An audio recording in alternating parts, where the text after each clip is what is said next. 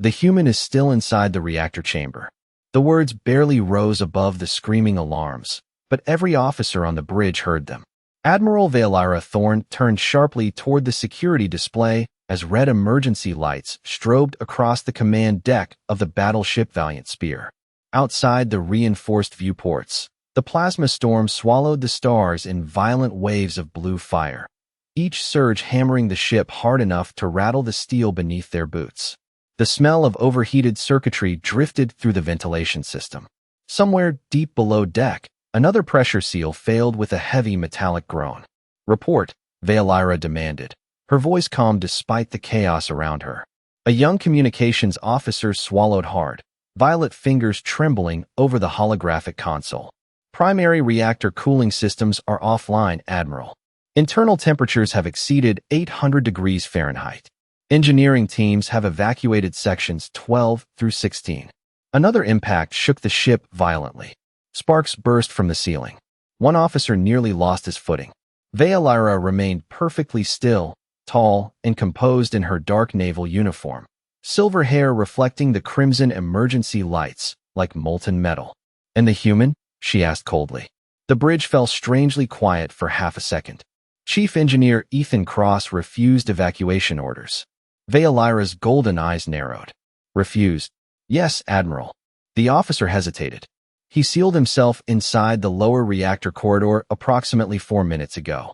A low murmur spread across the bridge crew. Fear, confusion, disbelief. Most of them had never understood humans to begin with, especially Deathworld-Born humans. Valera understood them even less. Her fingers tightened behind her back as another system warning flashed across the tactical display. Human personnel had only recently been integrated into Alliance fleets, mostly mechanics, cargo handlers, and engineers willing to work dangerous assignments for low pay. The official reports described them as adaptable, resilient, efficient under stress. Valera's private opinion was far less generous. Humans were reckless creatures from violent worlds, driven more by stubborn instinct than civilized logic, useful in controlled situations, dangerous everywhere else, especially Ethan Cross. She remembered the first time she saw him 6 hours earlier, standing silently in Docking Bay 9 with a metal tool case in one hand and grease stains across the sleeves of his gray engineering jacket. He had looked nothing like the polished Alliance officers surrounding him. Taller than most, broad shoulders, white skin marked by faint old scars across his hands and neck, dark brown hair slightly too long for regulations, gray eyes that seemed permanently tired. He barely spoke during orientation, barely looked impressed by the battleship around him. And when Valera questioned his qualifications, he simply slid a data chip across the table and said in a flat voice, "You don't survive Kepri 9 without learning how to fix broken systems." Kepri 9. Even hearing the colony's name had unsettled some officers in the room. A mining death world near the outer systems. Double Earth gravity. Toxic electrical storms. Predator zones large enough to wipe out entire settlements overnight. Survival rates were notoriously low. Valera remembered studying him carefully after reading the file. Most humans exaggerated hardship for pride. Ethan Cross spoke about it like weather. Another violent tremor slammed through the ship, dragging her back to the present. On the central monitor, security footage flickered alive for half a second before stabilizing. The reactor corridor appeared through thick smoke and flashing emergency lights. And there he was. Ethan Cross moved through the burning hallway alone, one gloved hand dragging a heavy coolant cable behind him while steam curled around his silhouette. The temperature warning in the corner of the feed climbed past dangerous levels. Any normal crew member would have collapsed by now. Ethan kept walking. Slow, steady, deliberate, as if the reactor itself wasn't trying to kill him. One officer whispered under his breath, almost horrified, "What kind of human walks toward a meltdown?" Valera stared silently at the screen as Ethan disappeared deeper into the failing corridor. Then the video feed cut to black. The bridge lights flickered once before emergency power stabilized, bathing the command deck in a dull crimson glow that made every face look exhausted. Admiral Valera Thorne stood motionless near the central tactical table while dozens of officers scrambled around her, their voices overlapping with warning sirens and system alerts. Outside the massive forward viewport, the plasma storm twisted across space like a living ocean of blue fire. Every few seconds, another electrical surge crashed against the hull hard enough to make the entire battleship shudder. Structural integrity has dropped to 63%, one officer announced sharply. Shield generators are failing across the port side. Divert reserve power away from secondary systems, Veilira ordered immediately. Keep navigation and life support operational. Yes, Admiral. Another officer looked up nervously from his station. We are also receiving distress reports from engineering sectors 14 and 15. Several crew members remain trapped behind sealed bulkheads. Veilira barely reacted. Every commander in the Alliance understood the brutal arithmetic of survival during deep space disasters. You save the ship first, then whoever was left alive afterward. Emotion complicated efficiency. Efficiency kept fleets alive. That was what she had been taught since childhood inside the cold military academies of the Thesari core worlds. But the image of Ethan Cross walking alone into the reactor corridor refused to leave her mind. She glanced again toward the dead security feed. Has anyone re-established communication with Chief Engineer Cross? Silence answered first. Then a communications technician slowly shook her head. No, Admiral. Internal comms near the reactor are almost completely burned out. Veilira frowned slightly. Most officers would have obeyed evacuation orders without hesitation. Even experienced engineers understood when a reactor breach crossed the line from dangerous to impossible. But the human had not even argued. He had simply looked at the evacuation team and said, "Get everyone clear of Section 16. Calm. Flat. Like a man discussing weather patterns instead of a possible reactor collapse." A nearby lieutenant muttered quietly under his breath. Humans are insane. Another officer gave a nervous laugh. Not humans. Just Deathworld-Born humans. Veilira heard both comments clearly. She did not correct them, because part of her agreed. Earlier that day, during the initial inspection tour, she had watched Ethan kneel beside an overheating coolant manifold while 3 Alliance technicians debated safety protocols from a distance. The metal pipe had been hot enough to warp standard tools. Ethan wrapped one thick cloth around his hand, opened the panel himself, and fixed the pressure lock in under 2 minutes. No complaints. No dramatics.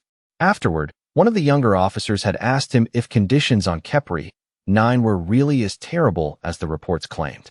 Ethan had shrugged while wiping grease from his hands. Depends what season it is. The officer thought he was joking. Veilira later checked the colony records personally. He was not joking. Kepri 9 experienced electrical sandstorms powerful enough to disable aircraft mid-flight. Temperatures regularly climbed above 120 degrees Fahrenheit during summer cycles. Gravity pressure alone caused permanent skeletal damage in off-world visitors after only a few weeks. Yet humans had built mining colonies there anyway. Entire families. Children. Schools. Farms beneath reinforced steel domes. The concept still disturbed her. Admiral. The tactical officer's voice snapped her back to the present. Reactor temperatures continue rising. Veilira stepped closer to the display. The numbers scrolling across the screen made several officers visibly tense. How long until critical overload? Approximately 11 minutes. A heavy silence settled across the bridge. 11 minutes was not enough time for full evacuation. Not for a battleship this size. Veilira stared at the glowing reactor schematic while distant vibrations rolled through the deck beneath her boots like thunder. Then another signal suddenly flashed across the communications board. Weak. Fragmented. The technician's eyes widened. Admiral, I think we have audio from engineering. Static crackled through the bridge speakers. Metal groaned somewhere in the background. Then Ethan's voice finally came through the noise. Calm as ever. If anybody plans on panicking, he said evenly, breathing slightly heavier now, do it quietly.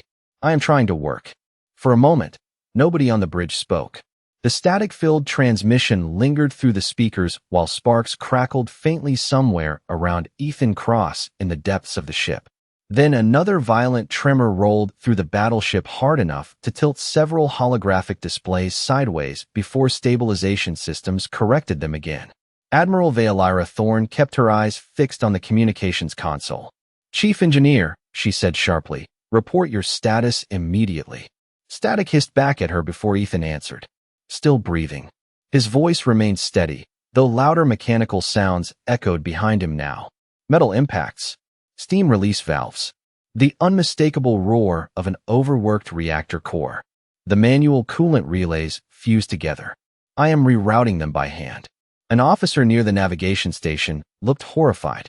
By hand. Ethan ignored him. If I cannot vent the thermal pressure in the next few minutes, the reactor is going to overload the entire lower deck. Veilira crossed her arms behind her back. Return to safety immediately. We will handle containment procedures from here. A short silence followed. Then Ethan gave a dry answer. With respect, Admiral, your containment procedures are the reason the reactor almost exploded. Several officers stiffened instantly at the bluntness of the statement. Veilira's golden eyes narrowed slightly, though she noticed something unexpected spreading across the bridge crew. Not anger. Curiosity. Because despite the disaster unfolding around them, the human did not sound afraid. Another alarm suddenly blared overhead. Warning, the ship computer announced in a cold synthetic voice. Core temperatures exceeding maximum operational limits. Red symbols flashed across every tactical screen.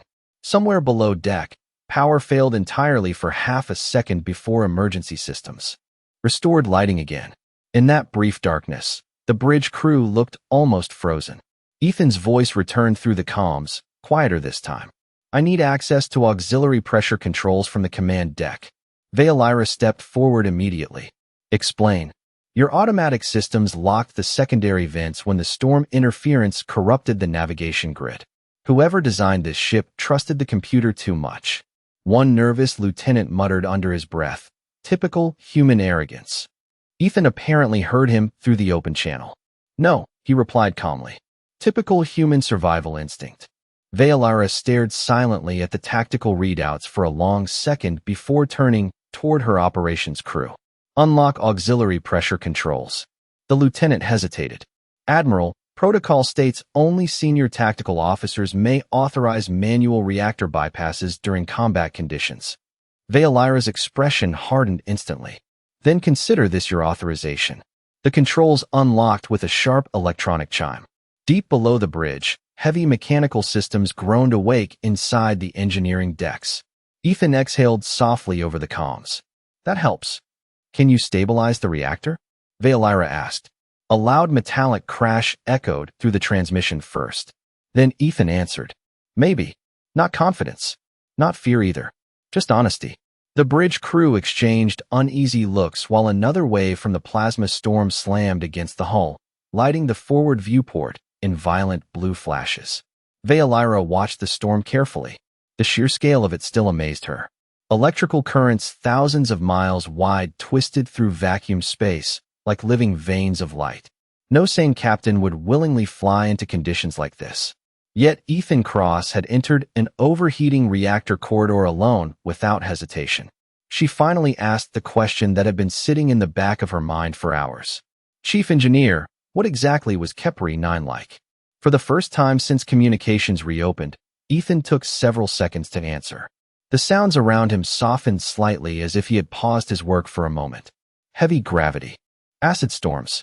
Temperatures hot enough to melt cheap equipment before noon. His breathing grew rougher now. Most people off-world called it uninhabitable. And humans lived there willingly? Another small pause. Then came the faintest hint of amusement in his tired voice. Not willingly, Admiral. We were just too stubborn to leave. The bridge fell quiet again. Even the officers who disliked humans seemed unable to look away from the glowing reactor schematic anymore. Because for the first time, they were beginning to understand something deeply unsettling about Deathworld-Born humans. The dangerous part was not their strength. It was what they considered normal. The reactor alarms changed pitch 3 minutes later. Lower. Sharper. More urgent. Every officer on the bridge recognized the sound immediately. The core was no longer overheating. It was destabilizing. Admiral Veilira Thorne watched the tactical display pulse red across the command deck, while outside the storm continued hammering the battleship with waves of electric fire. The valiant spear groaned like a wounded animal beneath their feet. Somewhere deep inside the hull, another section lost pressure containment. Damage report, Veilira ordered. Engineering Section 16 has partially collapsed, an operations officer answered quickly. Internal temperatures have exceeded 1,000 degrees Fahrenheit near the reactor housing. Another officer looked pale as he checked the readings. No Alliance suit can withstand those conditions for more than 90 seconds. Veilira's eyes shifted slowly toward the still open communications channel. Chief Engineer Cross. Static crackled first. Then Ethan answered, breathing heavier now. Still here. In the background, metal hissed loudly as steam burst through damaged pipes. Veilira could picture the corridor without even seeing it anymore. Heat distortion. Smoke thick enough to blur vision. Emergency lights flickering through the haze while every exposed surface radiated dangerous temperatures. Yet somehow the human kept moving through it. Your biometrics are spiking, the medical officer warned over comms. You need immediate extraction. Ethan gave a tired exhale that almost sounded amused. Medical advice noted. A few officers exchanged confused glances. Veilira noticed it too. The human treated danger the way most people treated inconvenience. Cross, she said firmly, report the reactor status. Metal clanged loudly before he answered. Primary coolant system is gone. I managed to reroute emergency pressure through the secondary grid, but the storm fried half the control relays. He paused briefly, as if forcing another heavy valve into place. The core still needs manual venting. The bridge grew quiet again. Every trained officer aboard understood what manual venting meant. Someone had to physically enter the inner reactor chamber and release the pressure seals from inside. No automation. No remote systems. Just a person standing beside an unstable reactor core while temperatures climbed beyond survivable limits. One lieutenant whispered softly, "Nobody survives that." Ethan heard him. "Probably not," he replied calmly. Veilira stared at the glowing reactor schematic while tension tightened across the entire bridge. She had served in military campaigns for nearly 2 decades. She had seen soldiers panic, freeze, break under pressure. But the human engineer sounded exactly the same now as he had during morning inspection. Calm, focused, steady. It unsettled her more than fear would have. "Why?" she asked suddenly. Several officers looked toward her in surprise. Veilira kept her eyes on the tactical display. "Why would you stay down there knowing the odds?" For several seconds, only static answered. Then Ethan finally spoke again, quieter than before. "Because somebody has to." Another violent tremor rolled through the ship hard enough to send sparks raining from a damaged ceiling panel overhead. The lights dimmed briefly. Ethan continued speaking before anyone else could respond. "Kepri, 9 had storms worse than this. Whole mining sectors used to lose power for days." His breathing sounded strained now beneath the distant roar of the reactor. "You learned pretty fast that survival was not about being fearless." Veilira listened silently. "What was it about?" she asked. Ethan paused again, making sure. Nobody got left behind. The words settled heavily across the bridge. No speeches, no dramatics. Just a simple truth spoken by a tired man standing inside a dying reactor corridor. Veilira suddenly remembered something from his personnel file. Colony incident report. 12 years earlier. Electrical superstorm collapse. Civilian casualties exceeded 4,000. Survivor count, 1. Ethan Cross. Her chest tightened slightly before she pushed the feeling aside immediately. Emotion clouded judgment. That was what she had always believed. Yet as another alarm echoed through the bridge and the reactor countdown dropped below 6 minutes, Admiral Veilira Thorne found herself staring at the static-filled comm channel with a feeling she could not easily explain. Respect. The reactor countdown reached 4 minutes as the plasma storm finally breached the outer shield grid.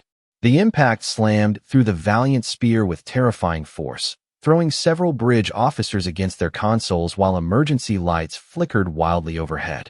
Somewhere far below deck, metal screamed as another section of the hull twisted under pressure.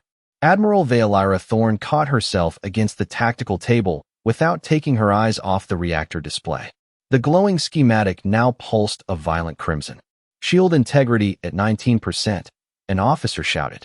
"Navigation controls are no longer responding consistently." Another wave of static burst across the bridge speakers before Ethan Cross's voice returned through the comms. "Fainter now. Rougher. I found the secondary vent chamber." Steam hissed loudly around him. The temperature alarms attached to his suit telemetry flashed dangerously across the medical display. Core heat exposure had already climbed far beyond safe human endurance levels. Yet his heartbeat remained strangely steady.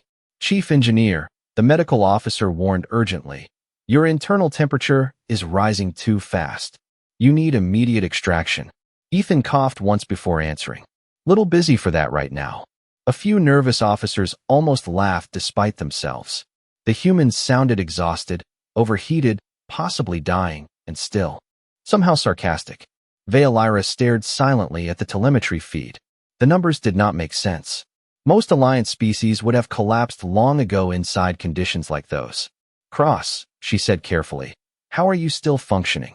Another metallic crash echoed through the comms. "Kepri, 9 mining suits used to fail all the time during storm season."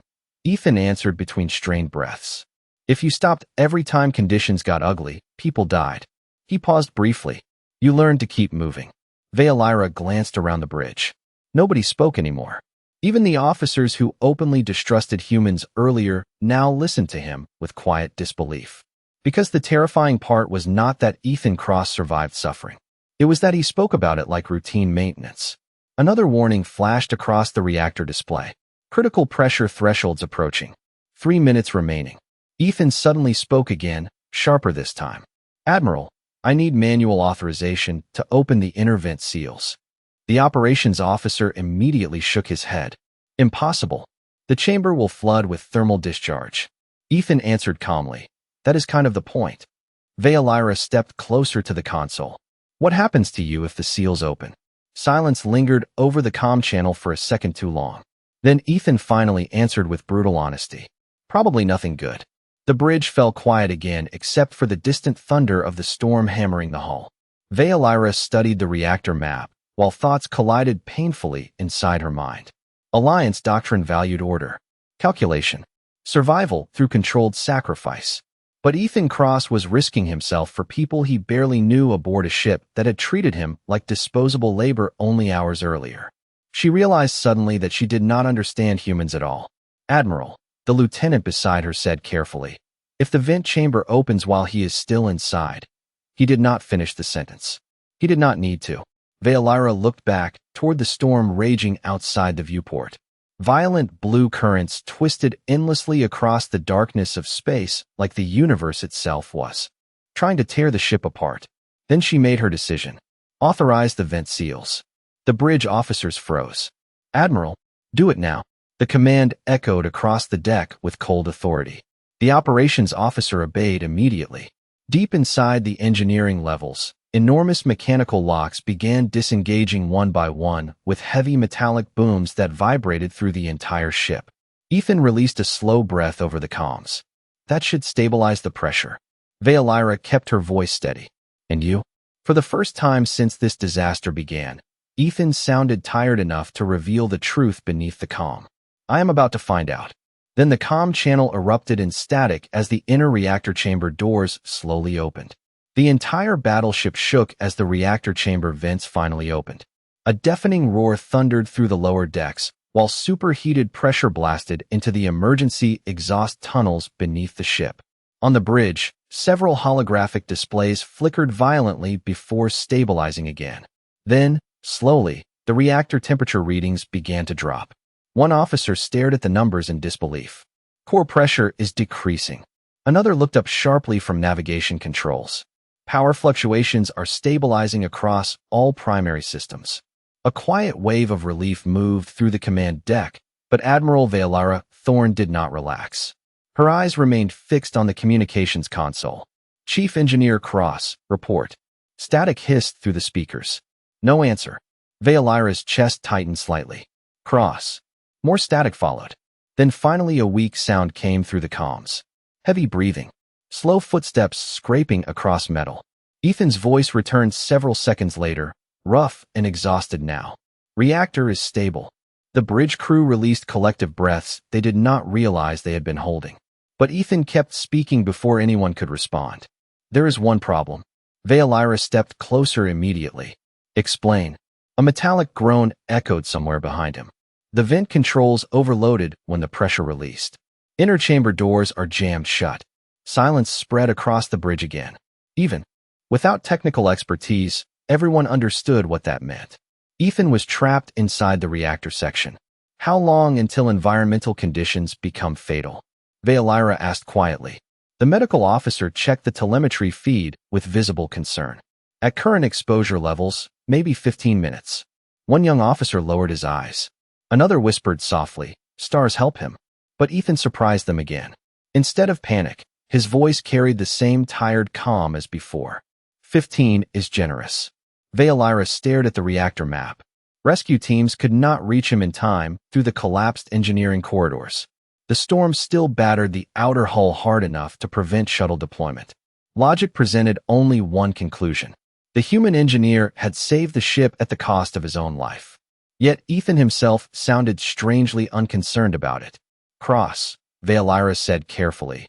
"Why did you not mention the possibility of entrapment?" A quiet cough echoed through the comms first. Then Ethan answered, "Because you would have tried to stop me." "Of course I would have." Another pause followed. "Then the reactor would have failed." The simplicity of the answer struck harder than any speech could have. Veolyra suddenly realized something deeply uncomfortable. Ethan Cross had never expected anyone to come save him afterward. He made the decision the moment he entered engineering. Accept the risk. Save the ship. That was all. No negotiation. No self-pity. Just responsibility. Another low tremor rolled through the valiant spear as the plasma storm finally began weakening outside. Through the viewport, the violent electrical currents slowly drifted farther away into deep space. The stars started reappearing one by one beyond the fading blue fire, calm returning after chaos. Yet inside the reactor chamber, one exhausted human remained trapped alone beside a burning core. "Chief Engineer," Veolyra said suddenly, her voice sharper now, "maintain your position. I am assembling an extraction team." Several officers immediately looked toward her in shock. "Admiral," the operations lieutenant protested, "Section 16 remains structurally unstable. Sending personnel inside would violate every Alliance safety protocol." Veolyra turned slowly toward him. "And leaving him there does not." The lieutenant fell silent. For a long second, nobody on the bridge moved. Then Ethan's tired voice returned through the static. Softer this time. "Admiral, do not risk your crew for me." Veolyra looked back toward the storm-scarred stars outside the viewport. Earlier that day, she would have agreed without hesitation. Sacrifice one to save many. Logical. Efficient. Necessary. But now the thought of abandoning Ethan Cross inside that reactor chamber felt wrong in a way she could not explain. Her golden eyes hardened with decision. "You once said survival means making sure nobody gets left behind," she said quietly. "I believe this is the part where humans become a bad influence." The lower engineering decks smelled like burnt metal and overheated coolant as Admiral Veolyra Thorne stepped through the emergency bulkhead in a reinforced hazard suit. Dim red lights pulsed weakly along the corridor walls while steam drifted through the air in slow gray clouds. Around her, members of the rescue team moved carefully across warped steel flooring, their helmet lamps cutting through the haze in narrow beams. The ship still groaned occasionally beneath their boots, but the worst of the plasma storm had finally passed outside. Radiation levels remain unstable.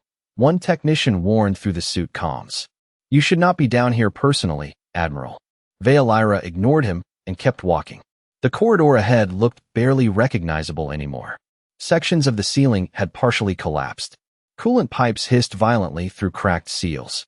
Emergency sprinklers dripped across blackened walls in uneven rhythms that echoed through the silent engineering deck. Somewhere deeper ahead, the reactor core still emitted a low mechanical hum like the heartbeat of some enormous machine struggling to stay alive. "Chief Engineer Cross," Veolyra called over the open channel. Static answered first. Then Ethan's weak voice finally returned. "You really should not be here." Relief moved quietly through the rescue crew. At least he was still conscious. "Your opinion has been officially noted," Veolyra replied calmly. A faint laugh crackled through the comms before turning into a rough cough. "You sound different, Admiral." She slowed slightly at the comment. "Different how?" "Less likely to leave somebody behind." For a moment, Veolyra did not answer. Because the truth unsettled her more than the collapsing reactor ever had. Earlier that day, She would have considered sacrificing one engineer to save an entire battleship not only acceptable, but necessary. Logical, clean, efficient. Yet walking through this ruined corridor now, risking herself for one exhausted human mechanic, somehow felt equally necessary. Ahead of them, a heavy blast door finally came into view through the smoke. The massive steel barrier leading into the inner vent chamber remained sealed shut, its outer control panel blackened from heat damage. One rescue technician checked the readings quickly. Manual override system is completely fused. Another officer looked toward Veolyra nervously. Admiral, if we force this door open too quickly, residual thermal pressure could destabilize the chamber again. Before Veolyra could answer, Ethan's tired voice interrupted softly through the speakers. Do not blow the door. The rescue team froze. Cross. Veolyra asked immediately. The chamber supports are damaged. Ethan explained slowly between breaths. Too much force, and this whole section collapses. Silence settled over the corridor again except for the constant hiss of steam escaping damaged pipes nearby. Veolyra stepped closer to the sealed blast door. Can you reach the inner controls? Several long seconds passed before Ethan answered. Maybe.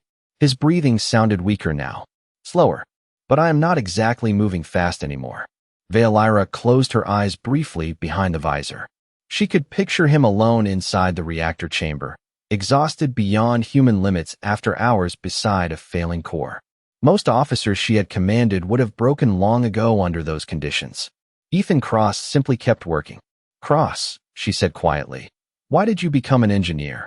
A faint metallic scraping echoed through the comms as if he was forcing himself upright against the wall. Because on Kepri 9, he answered softly. The people who fixed things were the reason everybody else survived. The words lingered heavily in the corridor. No grand philosophy, no dramatic speech. Just another simple truth from a man who had spent his entire life surviving impossible places. Then suddenly a weak electronic chime echoed through the blast door controls. One of the inner locks disengaged. The rescue team immediately looked up. Another lock released seconds later with a loud metallic clunk. Ethan's breathing grew rougher over the comms. That should do it. Veolyra stepped toward the slowly opening blast door as thick heat rolled outward into the corridor like a furnace being cracked open. And through the smoke beyond the chamber, she finally saw him sitting alone beside the glowing reactor wall, one burned glove still resting against the manual vent controls while the stars beyond the distant viewport reflected faintly in his exhausted gray eyes. Heat rolled through the reactor chamber in heavy waves as the rescue team rushed forward through the partially opened blast door. The air smelled of scorched metal, coolant vapor, and overheated machinery pushed far beyond normal limits. Emergency lights flickered weakly overhead, casting red reflections across the massive reactor walls surrounding Ethan Cross, where he sat slumped beside the manual vent controls. His gray engineering jacket was blackened with soot. One glove had partially melted across the fingers from prolonged heat exposure. Yet even now, as exhausted as he looked, his eyes calmly tracked the rescue crew entering the chamber. Took you long enough, he muttered weakly. One of the technicians almost laughed from relief. Admiral Veolyra Thorne stepped directly toward him while medical personnel hurried behind her carrying emergency equipment.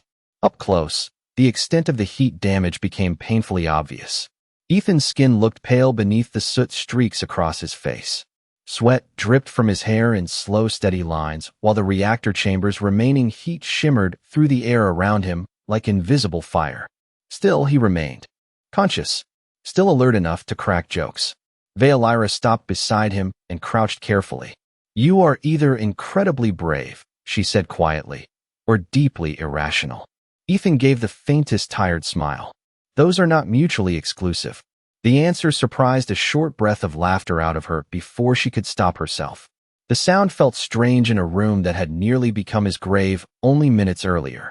A medical officer knelt beside Ethan immediately. We need to move him now. Ethan slowly shook his head. Not yet. Veolyra frowned. Cross. He pointed weakly toward the reactor controls beside him. Pressure stabilization needs another manual calibration cycle, or the secondary vents could overload again. One rescue technician stared at him in disbelief. You can barely stand. Ethan leaned his head back against the reactor wall, breathing carefully. Yeah, he admitted quietly. But the reactor does not care. The simple answer silenced everyone again. Veolyra looked at him for a long moment beneath the flashing emergency lights. Then, without another word, she turned toward the reactor console herself. Tell me what to do. Several officers froze in shock. An Alliance Admiral operating engineering controls personally was nearly unheard of. Ethan looked equally surprised for half a second before exhaustion softened his expression again. Manual pressure regulator, he instructed slowly. Rotate clockwise until the blue indicator stabilizes. Veolyra followed the instructions exactly while steam hissed around them. The heavy mechanical wheel resisted at first before finally turning beneath her gloved hands with a deep metallic groan. Across the reactor core, warning lights gradually shifted from crimson to amber. System pressure normalized. One technician stared at the readings in amazement. Core stability restored. Silence settled over the chamber except for the low mechanical hum of the now stabilized reactor. The danger had finally passed. Veolyra turned back toward Ethan and found him watching her quietly through exhausted gray eyes. You trusted me with the controls, she said softly. Ethan gave a weak shrug. You learned fast. Something about the answer struck deeper than she expected. Respect. Simple. Honest. Earned. Not because of rank or authority, but because they had survived this together. The medical team finally helped Ethan carefully to his feet. The moment he tried standing fully, his legs nearly gave out beneath him from exhaustion. Veolyra reacted without thinking, catching his arm before he collapsed.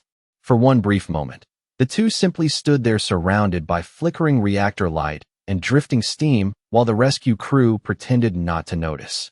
Ethan looked down slightly at her glowing golden eyes. Careful, Admiral, he murmured weakly. Humans are a bad influence. Veolyra held his arm firmly as they slowly started toward the exit corridor together. Yes, she replied quietly. I am beginning to understand that. Behind them, the stabilized reactor continued humming steadily inside the massive chamber. Alive because one stubborn human engineer refused to let an entire ship die alone. 3 days later, the valiant spear drifted silently through calm space beneath a field of distant stars that looked almost unreal after the violence of the plasma storm. Most of the damaged systems had finally been repaired. Emergency crews moved through the ship with quieter voices now. Slower footsteps. The constant tension that had gripped the battleship since the reactor crisis had faded into something calmer. Something reflective. In the medical wing, soft white lighting replaced the harsh crimson glow of emergency mode for the first time in days. Ethan Cross sat upright near the observation window wearing a plain gray recovery shirt, while diagnostic monitors quietly scanned the lingering effects of heat exposure across his body. His hands remained wrapped in medical bandages, though he already looked restless enough to leave long before the doctors approved it. Outside the window, stars drifted slowly across the darkness. Peaceful. Silent. Ethan stared at them quietly while absent-mindedly turning a small repair tool between his fingers. The habit seemed automatic at this point. The sound of the infirmary door sliding open finally drew his attention. Admiral Veolyra Thorn entered alone. No escort. No officers. No formal ceremony. She wore a dark navy uniform instead of ceremonial command armor, her silver hair loosely tied behind her shoulders. For a moment, neither of them spoke. The silence felt strangely comfortable. Ethan glanced toward her hands. No datapad, he asked quietly. No security reports? Veolyra stepped beside the observation window and folded her hands behind her back. I was informed the patient becomes difficult when left alone with his thoughts too long. Ethan gave a faint, tired smile. Sounds serious. Another silence settled between them as the stars reflected softly across the glass in front of them. Veolyra finally looked toward him directly. The repair crews finished reviewing the reactor logs this morning. Ethan raised an eyebrow slightly. And, apparently, she said carefully, you saved approximately 4,000 crew members. Ethan looked back toward the stars again. Good. The simplicity of the answer made something tighten quietly in Veolyra's chest. No pride. No demand for recognition. Just relief that people survived. She understood now why humans unsettled the galaxy so deeply. It was not because they were stronger, or faster, or more advanced. It was because they carried compassion into places where logic said compassion should die. Veilira studied the reflection of the human beside her in the observation glass. The scars across his hands. The exhaustion still hidden behind his gray eyes. The quiet stubbornness that somehow kept surviving impossible things. I misjudged you, she admitted softly. Ethan looked genuinely surprised by the statement. You barely knew me. Exactly. The stars drifted slowly outside the window while the ship hummed peacefully around them. Veilira lowered her voice slightly. On my world, we are taught that survival comes from discipline, order, strength. She paused briefly before continuing. But humans survive differently. Ethan leaned back carefully against the medical bed. How is that? Veilira's golden eyes reflected the distant stars as she answered. You survive by refusing to abandon each other. For the first time since she entered the room, Ethan looked away quietly instead of answering immediately. The silence lasted several long seconds. Then he finally spoke in a softer voice than she had ever heard from him before. Kepri, 9 taught us something early. Veilira waited patiently. Ethan stared out at the stars drifting endlessly through the dark. Death worlds do not create heroes, he said quietly. They just create people who understand how important kindness becomes when survival is hard. The words settled heavily in the stillness between them. No alarms. No reactor warnings. No screaming metal. Just 2 figures standing beside a quiet window while starlight reflected softly across the glass.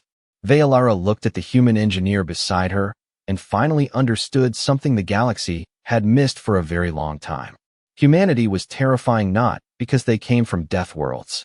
Humanity was terrifying because even after surviving them, they still chose kindness.